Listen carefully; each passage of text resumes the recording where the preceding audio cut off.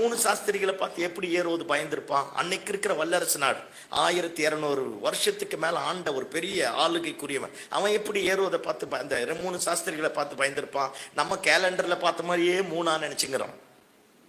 சும்மா தலையாட்டுங்களேன்.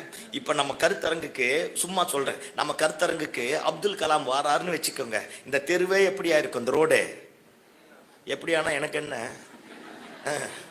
எப்படி இருக்கும் இந்த ரோடு? அந்த மெயின் ரோடே எப்படி இருக்கும்?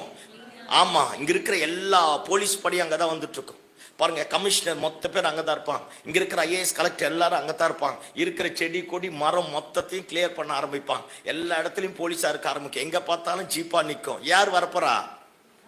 சத்தமா சொல்லாதீங்க, பாவம் அது. ஐயோ சத்தமா சொல்லாதீங்க. இயேசுவின் யார் வரப்போறா? அப்துல் கலாம் வரப்போறா. இந்தியா தேசத்துல பாருங்க, அணு உலையில ஒரு பெரிய விஞ்ஞானி, இந்தியா தேசத்தையே உலகத்திற்கு வெளிச்சம் போட்டு காட்டின ஒரு பெரிய சயின்டிஸ்ட் பாருங்க. இது இல்லாம ஜனாதிபதி வேற. அப்பேற்பட்ட மனுஷன் இந்த இடத்துல வாராருன்னா இந்த இடம் முழுக்க இருக்கும். சுற்று வட்டாரத்தில் இருக்கிற இந்த மாவட்டத்தில் இருக்கிற மொத்த பேர் இங்க வந்திருப்பான்.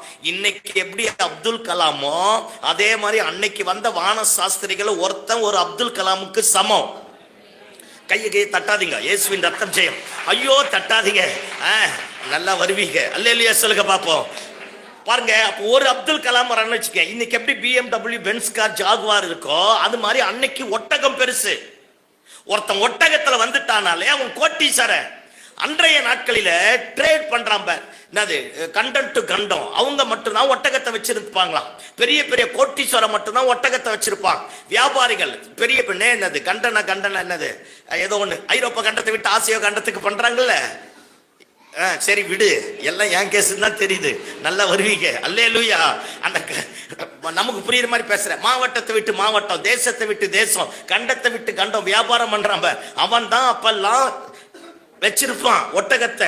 அப்போ ஒரு ஒரு ஒரு ஒரு விஞ்ஞானி ஒட்டகத்துல வராருன்னா விஞ்ஞானிக்கு பின்னாடி ஒரு 50 அசிஸ்டன்ட் இருந்திருப்பான். 50 பேருக்கிட்ட 50 ஒட்டகம் இருந்திருக்கும். 50 பேருக்கு சோத்து மூட்டை தூக்குற ஒரு 4-5 ஒட்டகம் வந்திருக்கும்.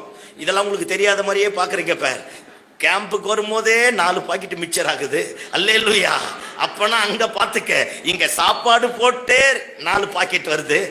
அப்ப அங்க பாத்துக்க.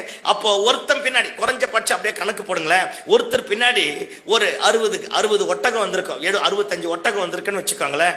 அப்போ 3 பேருக்கு பின்னாடி பாருங்க எவ்வளவோ. அல்லேலூயா. அத்தனை ஒட்டகம். ஏரோது அரண்மனையை சுத்தி எங்க பார்த்தாலும் சந்து பந்தெல்லாம் ஒட்டகம். ஏரோது வெளியே வந்து பார்த்தா இத்தனை பேர். அவன் எதிர்பார்க்கவே இல்லை.